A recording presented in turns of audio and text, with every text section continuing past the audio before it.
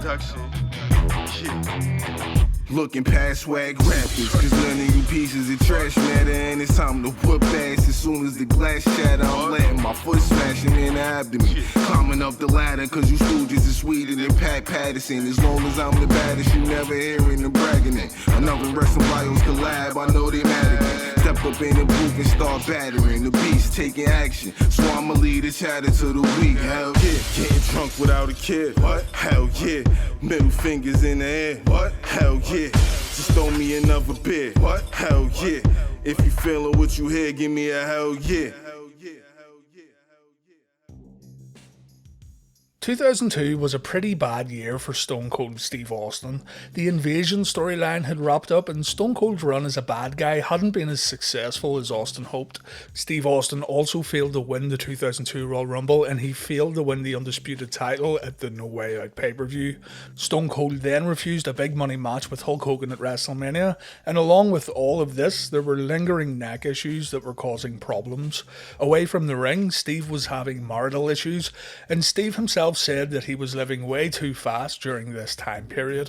In short, Stone Cold was a ticking time bomb waiting to explode. Health problems, professional problems, personal problems. It seemed like one thing after another for the Texas Rattlesnake, and something would have to give. In the end, Austin decided to quit the wrestling business, and for fans watching on TV, it was a massive surprise that no one saw coming. Today's video will look at Steve Austin's walkout in 2002. It was Austin's decision to turn heel in 2001. Steve felt that the Stone Cold character was turning stale and Stone Cold needed a shot in the arm, even though many fans would disagree. After turning heel at WrestleMania 17, Stone Cold would briefly turn babyface in the run-up to the Invasion pay-per-view, before once again turning to the dark side to lead the alliance against the WWF. Some fans loved it, others didn't, but generally speaking, I think most people would agree that the heel turn wasn't really necessary. Stone Cold Steve Austin was still a massive box office draw. Once the Invasion storyline had wrapped up, Stone Cold reverted back to a babyface, and Steve Austin would enter the 2002 Royal Rumble in hopes of headlining WrestleMania 18. The Royal Rumble match in 2002 though was all about the game. Triple H had made his WWF return after being on the shelf for around 8 months, and Triple H was the favourite to win the Rumble and headline WrestleMania. This is exactly what happened. Stone Cold Steve Austin would not be main eventing WrestleMania 18. Austin did get a title shot at No Way Out 2002 just before WrestleMania, but Austin failed to capture the championship. Rumours about Steve Austin being unhappy with the WWF signing the New World Order have been greatly exaggerated over the years, and Stone Cold has even gone on record to say he had no problems at all with the New World Order coming into the WWF. Austin was, and still is, very good friends with Kevin Nash, and although he didn't have a personal relationship with Scott Hall or Hulk Hogan, Steve Austin didn't really have a problem with all three men coming into his place of work as long as the NWO were prepared to do business. What Steve Austin wasn't keen on, however, was working a WrestleMania match with Hulk Hogan. We'll never know the true details of the planned Austin vs Hogan WrestleMania 18 bout, but Stone Cold refused the match, and the public reasons that have been given are pretty simple. Steve Austin felt that he and Hogan couldn't have a great WrestleMania match. Jim Ross said, "Austin was never about having good matches. Austin was about having great matches. He knew better than anyone else in the world who he could work the best with. Hogan wasn't on that list. It didn't happen because Steve didn't push for it." Steve Austin said, "Physically and mentally where I was at, I could go. I think Hogan probably would have been a step or two behind that. That wasn't acceptable to me, and I didn't want to slow myself down. I say that with all due respect to Hulk Hogan because he had a hellacious run. That was my thought process back in the day. I didn't think we could deliver." There's also reports of the two men being unwilling to lose the match, but really it doesn't matter now.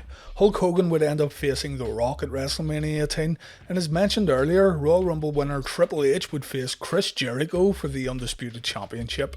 After turning down the Hogan match, Austin was left without a WrestleMania opponent, so the decision was made to put Scott Hall in the ring with the Texas Rattlesnake. Due to the magnitude of Hogan versus Rock, and due to the significance of having an undisputed title match being held at WrestleMania, Steve Austin's match with Scott Hall wouldn't get the high billing that Austin was used to, and Stone Cold wasn't happy at all with his place on the card. Scott Hall, as talented as he was also in a bad place personally during early 2002, and Steve Austin didn't have any kind of relationship with Hall that would translate into a show-stealing performance at WrestleMania. Scott Hall said, "Outside the ring, Steve was going through really bad times, and he told me later he was going through what ended up being a divorce from his wife at the time, Deborah. And for me, the only thing I had to look forward to was the ring because my personal life wasn't doing that great, so my fake life was what I was holding on to. My real life wasn't doing that good, so the stuff in the ring wasn't that pleasing. Those weren't my best matches, or Steve's either. We get along and communicate a lot better now than when we were wrestling." Austin didn't have a personal issue with Scott Hall, he had an issue with how the match was thrown together out of nowhere. Steve said that the WrestleMania 18 match would be a disservice to both Steve and Scott's fans, but the card was set and Austin really had no other choice but to go ahead with the bout.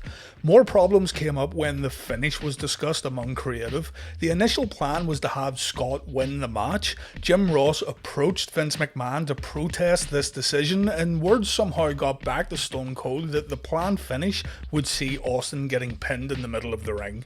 Scott Hall went out drinking the night before WrestleMania, and when Stone Cold noticed the state Hall was in, Austin went straight to Vince's office to demand the match finish got changed.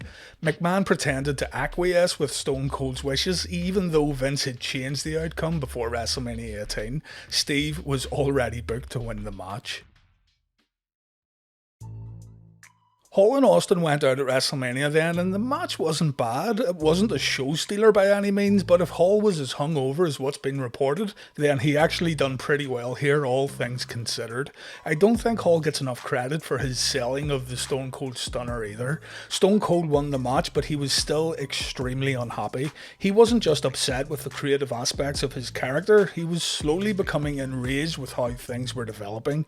Hulk Hogan and The Rock had a once-in-a-lifetime match on the same show that's still talked about to this very day, and a match that Stone Cold could have been a part of, but Austin instead had a frustrating WrestleMania. He didn't like the build-up, he didn't like the proposed outcome, he was angry at Scott Hall, and all of this resulted in Steve no-showing the Raw after WrestleMania out of protest. Not only did Steve Austin no-show the Raw after WrestleMania 18, but he went home for a whole week, missing a few live shows in the process. Vince McMahon publicly stated that Austin's actions caused anger among fans who paid to see him, but Austin came back for the April 1st, 2002 episode of Raw, the first Raw of the new brand extension era of the WWF.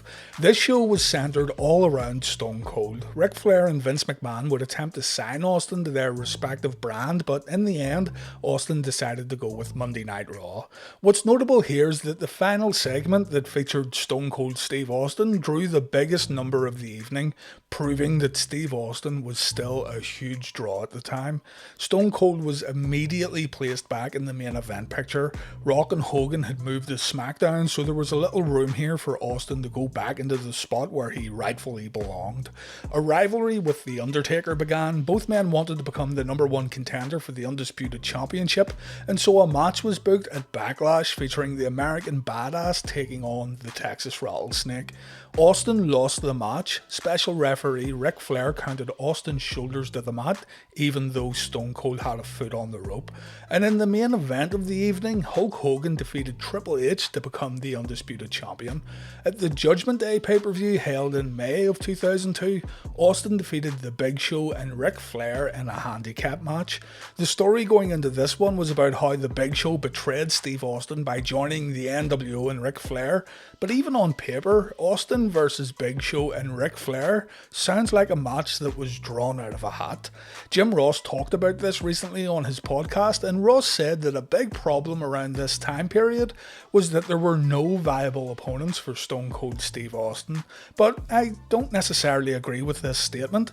The 2002 roster was absolutely stacked. I think a bigger problem was the WWE's inability to lay out a decent story that would lead to conflict between Austin and a worthy opponent. Immediately after the brand split, the main story centered around the Undisputed Championship and how both brands wanted their respective superstar to hold the title. And after the Backlash match with The Undertaker, Steve Austin was pretty much written out of the angle. The main focus was put on Hulk Hogan, Triple H and The Undertaker. Following Judgment Day, Eddie Guerrero would begin a rivalry with Austin that would also involve Ric Flair and Chris Benoit, but Stone Cold was not happy at all with how this was all turning out, and Steve went on to the WWF's Bite This program, where he publicly destroyed the WWF's creative team. On the Bite This program that went out to the public on the 31st of May 2002, Steve Austin was asked about his current mindset in regards to how things were going within the WWE. Austin said, "The bottom line is, everything sucks. I'm not happy with the direction Stone Cold Steve Austin is going, and I'm not happy about the whole direction the company is going. I think the writing has been substandard. I'll go one better and say the writing has been piss poor. As a matter of fact, I haven't been happy with what I've been doing since before WrestleMania. I'm still happy to be with the World Wrestling Federation, love my job, but the bottom line is, creative could be a hell of a lot better than what it is." Vince McMahon appeared on the next episode of Bite This, and Vince tried to remain neutral. McMahon said, "That's Stone Cold, who I've already said is the most demanding of anyone I've ever worked with, sometimes rightfully so. At the same time, he's been reduced to simply producing gold albums as opposed to platinum ones at the moment. Whether or not if someone gets sour on creative and can he take that and turn it into something better, I think he can. I think Austin does have that ability. At the same time, he needs some decent material to work with too, so it's a combination of things." Again, this goes back to what I was saying about creative having all the necessary tools but having no idea about how to use them. Ric Flair versus Steve Austin, Chris Benoit versus Steve Austin, Eddie Guerrero versus Steve Austin. That's 3 potential marquee matches that could have headlined any big pay-per-view, but without the correct build, without proper time, and without something truly meaningful that would make fans tune in every week, it really doesn't lead to anything. Eventually, those planned marquee matches become throwaway bouts that get placed in the middle of the card. This doesn't get Austin off the hook either, by the way. Refusing to compete in matches and complaining about his character didn't do Stone Cold any favours. And really, what Vince McMahon said on Bite This was probably right. It was a combination of Austin's temperament and a lack of good creative that made things reach a boiling point. Something is for certain though, Austin was now in the middle of the pay-per-views, not at the end, and there's a very good argument to be made in regards to Hulk Hogan coming in and getting pushed to the top while Austin, in a way, got pushed down. Just look at WrestleMania, Backlash and Judgment Day. On the June 3rd episode of Monday Night Raw, Steve Austin took on Ric Flair in the main event. Whoever lost the match would become the winner's personal assistant, and Stone Cold won the match. The next week, Austin was booked into a King of the Ring qualifying match with Brock Lesnar, a match that Austin was scheduled to lose. Because of the whole Guerrero, Benoit and Flair rivalry that was just getting started, it's pretty safe to say that the finish to the Lesnar vs Austin match wouldn't have been clean. There would have been some sort of involvement from Austin's main rivals at the time, but still, Austin refused to do the honours. Not only did Steve Austin refuse to do the job, but he went home. Austin had reached that boiling point we talked about earlier, and he walked out of the WWE. Austin has said that a combination of bad creative, personal issues, too much drinking and nagging injuries caused him to board a plane and leave the territory. Vince McMahon said he got a call from Jim Ross at around 10 PM the night before Raw. Ross told Vince that Steve Austin wasn't very excited about the planned creative for Monday Night Raw. Austin wanted the finish to his match with Brock Lesnar changed. Vince tried to call Austin, but he went straight to voicemail. Austin called McMahon back at 2 in the morning, and Vince went through the entire creative process with Stone Cold. Why the match was happening, why Austin was going to lose to Brock Lesnar, and how this would all benefit the company. Vince said that Austin agreed, and Vince thought he had swayed Stone Cold into doing the job on Monday Night Raw. Jim Ross got to the arena and he found out that Austin had booked flights to go back home. Both Austin and Deborah had used the WWF's travel booking system to get their seats on the plane. Ross got through to Austin on the phone just as Stone Cold was boarding the plane, and Ross said he had a very frank conversation with Austin in regards to walking off the job. Austin talked about the planned King of the Ring qualifying match on his excellent DVD documentary, and Stone Cold said, Jim Ross said that Vince would like to see Brock Lesnar go over on me in a King of the Ring qualifier match. I said, really? You guys want to beat me in a qualifying match unannounced? You're not going to do 1, 2 or 3 week build for this match to get a number out of it? Man, I don't have a big head, but guys like me are pretty hard to find. That didn't make business sense to me. I'll do business with anybody. Getting beat don't mean a thing to me when it's right and if it's right. I told Jim if that's going to be creative, then I won't be at Monday Night Raw. Austin did confirm that Vince called him, and when he was told about the creative plans for Raw, Austin just said, really? Before hanging up the phone. So while Vince thought that Steve was in agreement, Stone Cold had already made his mind up that he wasn't going to perform on the 10th of June 2002. Austin elaborated a little more during a recent interview when he said, it wasn't time for me to do the favours yet for Brock in an unadvertised match and a tournament-style TV match. I love Brock Lesnar, I'd lose to him any day of the week, but build it up so we can all make money off it and it's going to mean something. You get guys who really draw stupid money. It's a very delicate balance that you just don't take stupid liberties with, or you'll kill it off and you can never recreate it.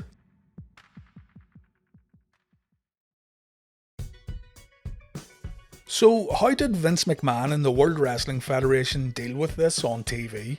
After all, Stone Cold was one of their most popular superstars and fans had bought tickets to see Stone Cold in action on the 10th of June 2002. Well, the WWF didn't shy away from telling the truth. Ric Flair, Austin's kayfabe personal assistant, came out to the ring and he announced that Steve Austin had not shown up for work. Vince McMahon interrupted the Nature Boy and McMahon confirmed that Austin was not in the building. The show continued on though, and McMahon defeated Flair in the main event to gain full ownership of the WWE. Later that week, all would be revealed in the WWE's Confidential program. Jim Ross and Vince McMahon spoke extensively about Steve Austin's walkout, and they pretty much gave the exact same information that I've given you in this upload. They didn't shy away from the facts, it was all very real. Vince McMahon talked about how Austin took his ball and went home, while Jim Ross reiterated the fact that a WWE performer should never walk out of a show that people have paid to see. Vince McMahon backed this up, saying that walking off the job is the unpardonable sin of the WWE. Vince also said, from a personal standpoint and from a business standpoint, I look in the mirror firstly when things like this happen and say, what could I have done to change this? What could I have done to make this not happen? I don't know the answer. I'll accept whatever blame I can put on myself in terms of lack of communication or whatever, but when someone won't speak to you and when someone won't come to work to discuss how to get out of something, my hands are tied then. Whatever disagreements he and I had, we always sat down and we always worked it out. We've always saw each other's point of view, but when someone refuses to show up, they've screwed you. The point McMahon and Ross were trying to put over here is that Stone Cold took himself out of the game. He refused to come to work, he refused to settle whatever differences he had with the company, and Stone Cold had basically screwed himself and he screwed the fans. kind of reminds you of the Bret screwed Bret stuff. We won't linger on the creative differences anymore, but in terms of the plans that McMahon told Austin on the phone, we only have information that was provided by Bruce Pritchard on his podcast. Pritchard said that Lesnar versus Austin would get revisited down the line. The original plan was for Brock to beat Austin in the King of the Ring qualifier, have Austin go off and finish up working with Eddie Guerrero, and then a big money rematch would get booked between Stone Cold Steve Austin and the next big thing, Brock Lesnar. It's an incredibly safe answer from Pritchard here, and it's probably the easiest answer you could give, but that's all we've got to work with. The Confidential programme aired on June 15th, 2002, and the story of Stone Cold walking out had gained a ton of media attention.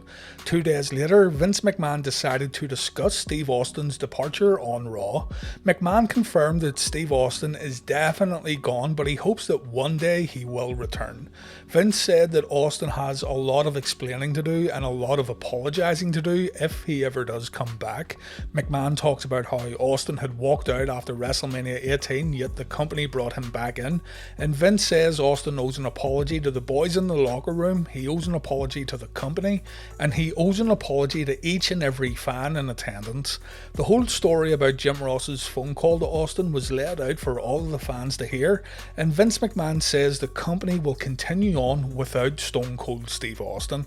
McMahon wraps it up by thanking Steve on behalf of the company and the fans, and Vince has one final beer in honour of Stone Cold Steve Austin.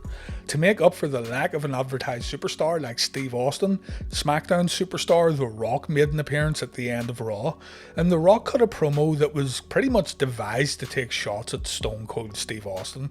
After throwing a can of beer out of the ring, The Rock said that every time he walks into a locker room, he sees a lot of fire in the eyes of WWE superstars because each and every one of them wants to be there. They want to be with the company. WWE superstars do what they do because they love performing, and if there's anybody in the back who doesn't want to be with WWE, then they should leave. The Rock says he wants to move on, so the Great One announces that he's going to return to the WWE early. His next match will be at the King of the Ring pay-per-view. Again, I can only assume this was done because Austin was now not going to appear on the show. Rocky says he has the WWE in his blood, and Rock says that while Austin can take his ball and go home, The Rock considers the WWE his home. Basically, this was an all-out burial of Steve Austin. Whether you think it was necessary or not is completely up to you. Austin says that if he could go back and change everything, he would, but at the same time, Stone Cold felt that walking out was the only thing he could do to keep his sanity. It seems like the wheels were continuing to fall off, however. Mere days after Stone Cold returned home, stories began appearing in the media in regards to some domestic problems between Austin and his wife Deborah. You can look this all up yourself, it's not really my place to talk about it, but it does highlight how things were rapidly going downhill. Austin filed for a divorce from Deborah on July 22nd, 2002, and the divorce was finalised the next year. Apart from these stories in the media, Austin tried to keep a low profile for the remainder of 2002, and he didn't make any public appearances at all, although Jim Ross would still keep in contact. Austin received a postcard from Jim, and the postcard said that if Stone Cold ever wanted to talk, then Jim Ross would be prepared to listen. Austin said he called Ross, the two men spoke for hours, and Ross suggested putting Austin and McMahon in the same room so they could sort out their differences. Austin agreed, and Stone Cold met with Vince McMahon privately to discuss Austin's future. There was never no chance of Vince McMahon not bringing Austin back. His popularity and drawing power overshadowed the fact that Austin had walked out, and an agreement was made to bring Stone Cold Steve Austin back to the WWE. Austin apologised to Vince, and a storyline developed in early 2003 that would see Eric Bischoff trying to find Steve Austin and sign him to a contract. Austin returned at the No Way Out 2003 pay-per-view where he had a match with Bischoff, and Stone Cold would then go on to feud with The Rock. Austin would have his final match just 1 month after No Way Out when he lost to The Rock at WrestleMania 19. And that's the story of Steve Austin's walkout in 2002. Quite a dark period in the career of Stone Cold that was filled with regrets. I'll end this video with a quote from Steve Austin that wraps up his feelings regarding the whole walkout. Hindsight being 2020, yeah, I should have gone to the arena. I should have talked to Vince and said I'm not doing it, but stayed with the company. I lost a lot of money, they lost a lot of momentum, and the crowd lost a part of the product that they loved to watch.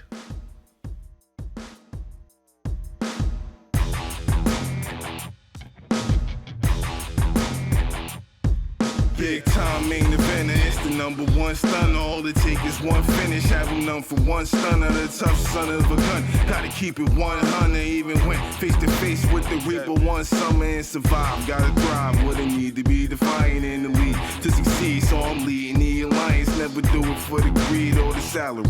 Snakes can't grab me, I got a stone cold mentality. Don't trust anybody, and that's the bottom line. I ain't motivated by the dollar signs, do it for the love. That's how I went viral off a lot of rhymes. Now I'm done announcing my arrival, cause the title mine. I claimed the belt and I'm changing the whole look. Made a name without the gang, I'm leaving them all shook. The vets, the old rooks, don't matter who you bring, cause I'm holding up my middle finger the whole hell yeah.